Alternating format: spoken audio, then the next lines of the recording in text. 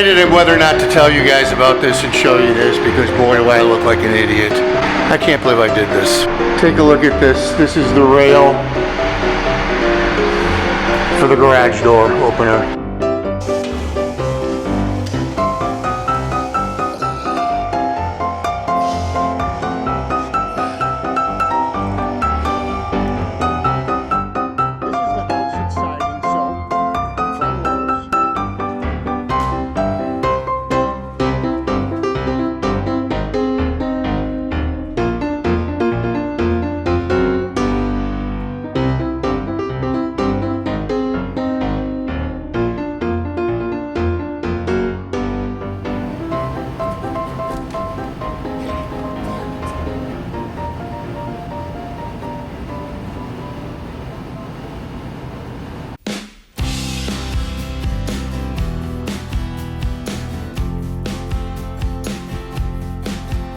Hi, I'm Kevin, and welcome back to Tractors in Life. This video is going to be a little bit different. There's no snow plowing in this video. You guys have seen quite a bit of that recently. I'm going to do a few things, but the first thing out is I want to talk about frustration. We all have it, right? I see some of my favorite videos. If you ever watch John from Farmcraft 101, absolutely love his channels. His videos could be an hour to an hour and a half long, and I watch every minute of it. This is where the vise really makes you much more consistent, because I can look right down that angle. So this is a brand new chain right here, and this is a chain that's most of the way through its service life. And we'll see the length from here to there. Tiny sawdust chips and making real chips. For most chains, the depth is supposed to be 25 thousandths, 0.6 millimeters. And he likes to restore old equipment that he uses on the farm. And I'll say to my wife, Tess, I don't know where he gets the patience. I would have given up by now. But he's got enduring patience for sure. I don't have it. And when things don't go right, I tend to get a little frustrated, as you're about to see. Eventually, I'll get there. I'll get the job done. But what happens is if I hurry and I don't take the necessary steps that I know I should take, it costs me a lot more time, again, as you're about to see. I hope you enjoy it. I also want to talk about comments from you guys recently and over the years. And just love being with you guys. Thank you so much. And yeah, let's get to work.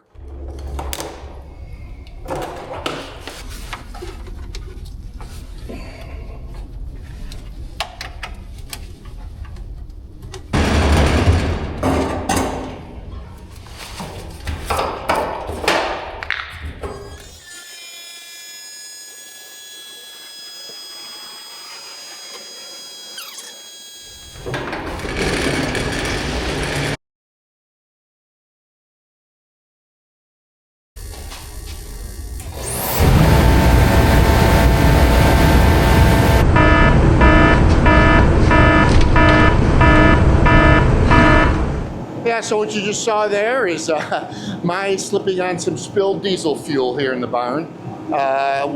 When Tess sees this, I am going to get yelled at for wearing Crocs out here. My own fault as usual.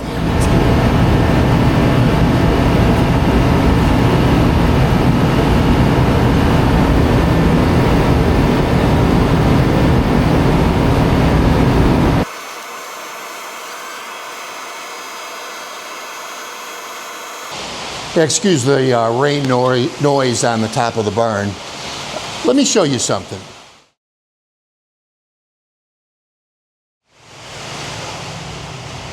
Take a look at all this, and all this, and all this, and this.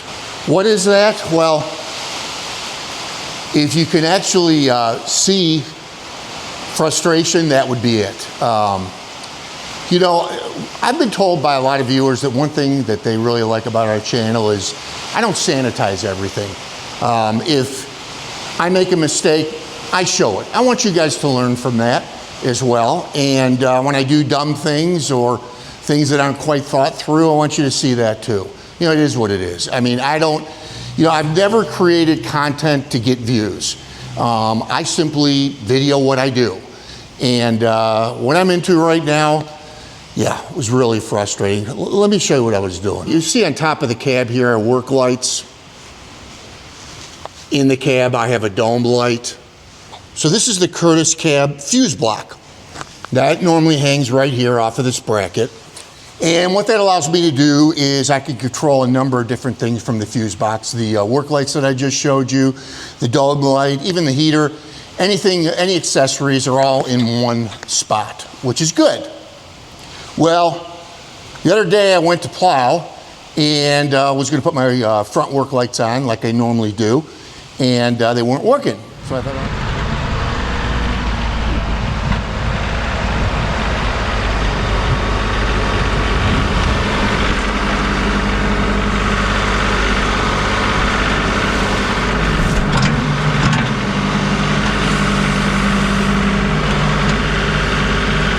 oh shoot, I've got a problem, I'll have to get to it. So one thing I've never been happy with is I used spade connectors, and I'm not a real fan of spade connectors, so I thought, well, probably one of those came loose. So what I started to do was trying to diagnose it. So I took my multimeter, and the first thing I did was ohm out the fuse block to make sure I had continuity and that there wasn't anything wrong with it. That seemed fine. Then I pulled it down, I looked for loose connections, didn't really find any. So the next thing that I did was to check these connections. So on this tractor, let me see if I can give you guys a view of this. So this right here, if you see there's 1, 2, 3 nutted prongs. And the upper left is for ground. And then they give you a choice here. You can go hot all the time off of this one, or this one is switched. So I picked the switched option so that the fuse block is only on when the ignition is on. And so what I did then was took the meter to make sure I had power, and at that point, and I did. The next thing I did was to check this inline fuse, and it was fine. So I was frustrated and going back and forth. So then what I decided to do was I hooked up the work light that's normally mounted there. I have it off right now. So I hooked it up to see if it was going to work, just wiring it directly to the fuse block, and it did work. So I knew that we were good there, but I missed something pretty obvious. This is the positive, this is the negative. I put the meter on that, and I had no power. So, yeah, by the way, when I hooked up the work light, I hooked it directly. I did not put it through the fuse block. So I had no power here. And then what I decided to do was to go back and check these connections going in and out of the fuse block. And I found there was a break there. Yeah, so I'd been through all that. I mean, that should have been one of the very first things that I did. I didn't do that, so I cost myself literally a couple hours of trying to diagnose something that I should have caught in 5 minutes. I'm no electrician, I'm not a mechanic. You know, whenever I make a repair, I just try to use as much common sense as possible. The tools that I have available and using the multimeter in this situation. But I do now have it diagnosed, I've repaired those connections, and I've got power going all the way to the fuse block right now. So I'm going to get this all together. The first thing that I'm going to do is I'm going to get the tractor and the shop cleaned up because that kind of represents my mind right now. Yesterday I was so frustrated. Even after I found the problem, I said, you know what, that's it, and I'm going to stop. So I'm going to get everything cleaned up, leave out only what I need to finish this job, and I'll bring you back when I've got it all done. Yeah, back in business, both the work lights working and also the dome light. But what you don't see is the fuse block because it's bad. I swore I ohmed it out. You know, honestly, I was getting so ticked off doing this that I don't remember what I did. But yeah, it's bad. So I'm gonna notify Curtis. I've had it over a year. I don't know if they're gonna do anything, but you know, I've got their cab. I featured it on our channels. Who knows, maybe they'll do something. But the most important thing is job's done, everything's working as it should, and ready to plow some snow. So hey, I wanted to take a few minutes to talk about you. I swear we have the smartest viewers on the planet. We really do. You know, a great example is a couple of videos ago, I talked about not getting a backhoe for this tractor and looked at other alternatives, mainly a Mini X. So I want you to look. I've got a rototiller. I've got pallet forks. I've got a box blade, a soil pulverizer, and a grapple. One thing you do not see is a backhoe. I will not buy a backhoe for this tractor. And you guys sure had your opinions and your suggestions. First, there were guys out there that had backhoe attachments on their tractors and they loved them.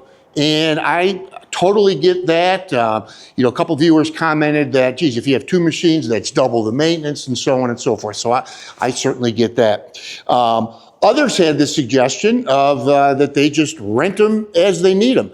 And that's viable with me because I do need a backhoe for certain projects on the property, but do I need to own one? And if you had not seen that video, I'll put it up on the end screen and you can click on that. It was actually one of our more popular videos, had some great response. And one thing that all the viewers agreed on with regarding a Mini X is it's got to be diesel and you need a thumb. And I totally agree with both of those thoughts. Now, it also elicited some very passionate responses from a lot of people that I can certainly empathize with regarding sending our money to China. Most of these Mini X's are built in China. Our viewers asked, are we supporting communism? Are we supporting the sweatshops that they purportedly have over there? Yeah, I think that's valid. I think that's something that we need to be thinking about when we do that kind of thing and when we make that kind of purchase. We did a video a while back where I was stupidly left the beacon light on the tractor when I put it away. I can't figure out how I didn't see it. I'm religious during the winter about putting the tractor on a trickle charger. I didn't that day, came out the day or two later to snowplow and the tractor was dead as a doornail.